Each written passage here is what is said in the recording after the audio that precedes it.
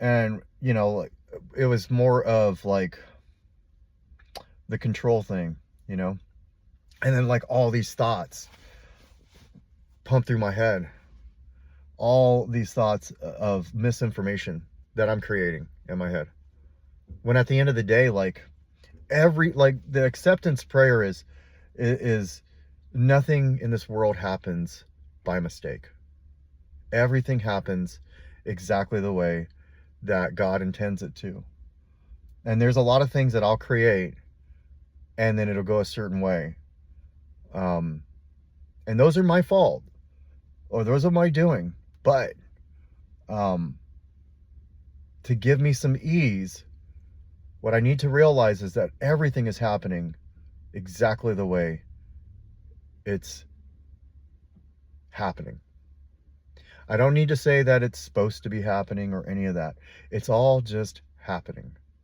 And I can breathe a little better. I can be a little more calmer when I trust that everything that I'm supposed to have in my life will remain in my life the way God intends it to.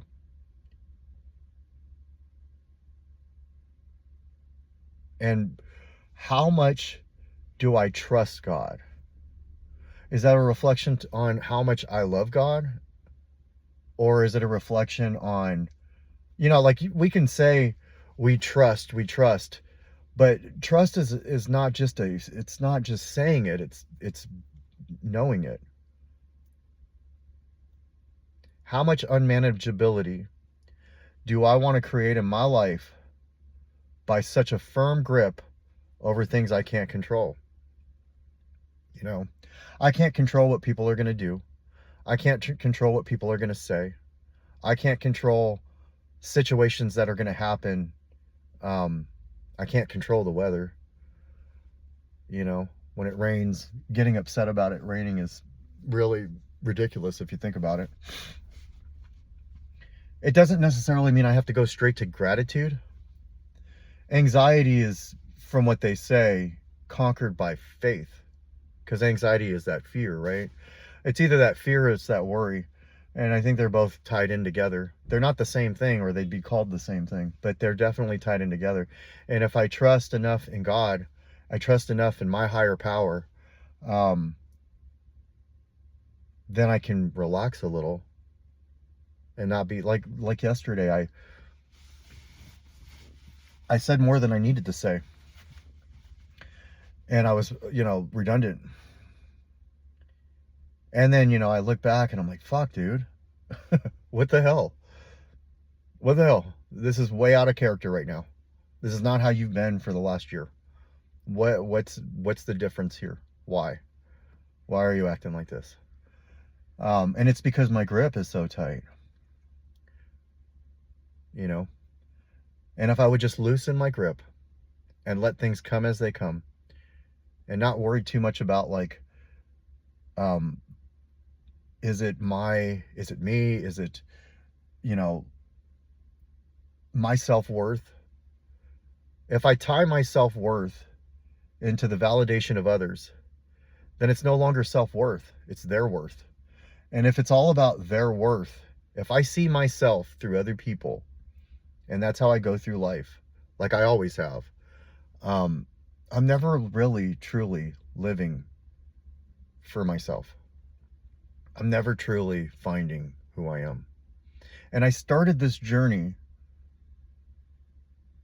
and I'm in this journey to truly figure out who I am, regardless of my age. If I could go to a point where, like, when I'm on my deathbed, I have figured it out, well, then I've accomplished a major accomplishment, because my whole life I didn't really know who I was. I wore all these masks. I was all about pleasing others. I did everything for everybody else. And I felt empty. And in the last year and 2 months and 3 days, I have been able to find myself. Some of it I don't like. A lot of it I need to change. Like, I've got a lot of change that I need to do, but I've made a lot of changes too.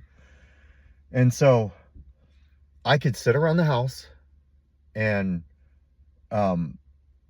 scroll or watch TV to distract myself, or I can continue to do the things that I've been doing that have gotten me to this point. You know, like I didn't want to go to the gym. I'm in the parking lot. I didn't want to go to the gym. I wanted to sit around and maybe write and, you know, all that. And all that stuff is good. But this is what I do. You know, this has become part of my thing. I'm not obsessively doing it like I was for a little bit there. But like skipping a day because something didn't go my way is a bad behavior. And I'm not going to do that to myself. Because I know when I leave here, I'll feel that much better. And I know after doing this video, I'll feel a lot better. And then I'll go to the noon meeting and I'll be able to hear some people's stuff that will give me a perspective over my challenges. Like I set out to be a good sponsor. And if I do the things that I would tell my sponsee not to do, then I'm not being a person that is living this program. I heard in a meeting yesterday that, you know, there was this old timer that told one of the guys who's got a good amount of time that you really need to know all of this stuff front to back. You need to be able to know the steps front to back, and you can say them backwards. Because like one day something's going to happen and that shit is going to save your life, because you're not going to get loaded or you're not going to fuck shit up for other people. You know, my character defects have been wild lately. And we read character defects last night because in my home group, we start the meeting off reading the literature, and we do it works how and why. So every meeting is either a step, or our business meeting starts with a tradition. And we read it and then we talk about it. And so I'm constantly reading the literature, which is very important because I feel like I have the disease of addiction, and that literature is the recovery, right? That's the shit that like the people who were fucked up and needed help turned to, you know? And they went to the literature, and the literature is what our predecessors put together for all of us to be able to stay clean. And I can go to meetings and make it a social event, or I can go to meetings to figure out like, how can I better myself and be that contributing member of society that I was when I was high, and I was like, I just want to be a contributing member of society. I just don't want to get fucking loaded anymore. You know? How do I do that? And a contributing member of society doesn't get themselves into somebody's life to create unmanageability in their life so they can get their way. That's not a contributing member of society. That's just not being loaded and being fucked up. The way I see it is, the more I want something, the better it is when my grip has to be loosened. It's better for me. As much as I don't want to say that, it's better for me. It's not punishment. It's reflection. It's being able to know that, like, okay, you're obsessively doing something, Rodney. Like when there's something that I want bad enough, I'll treat it like dope, and I'll obsessively do it. And that's a dangerous place to be when it comes to other people.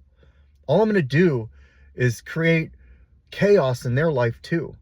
And I didn't set out to be the person that creates chaos in his life, in her life, in their life, in everybody's life. I didn't set out for this. I set out to be able to better my life so I could be a beacon of hope for somebody else's life.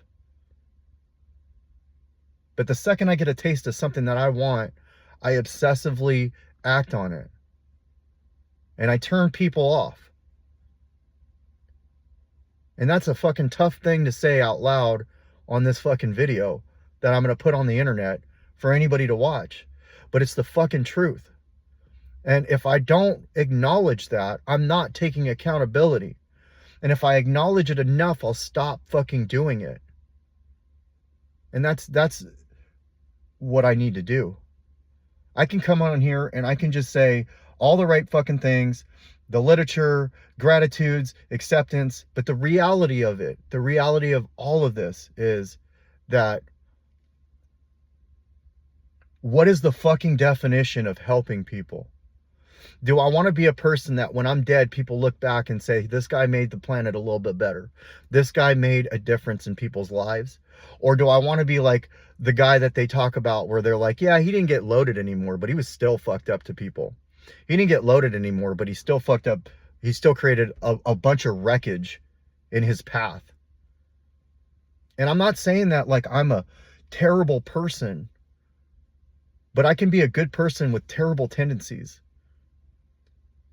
And the second I start thinking that I'm fucking, high almighty and that God made this happen and all of that, I am discounting what is the essence of what I need to do to fix, which is call yourself out and do your best to change your behavior. Character defects are usually, for me, my fear, which then turns into anger, which then turns into resentment. And then all of a sudden, a person who probably liked me hates me. And that's because that's a reflection of how I feel about myself.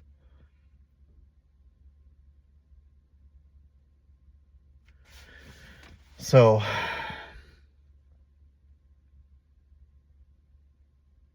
yeah.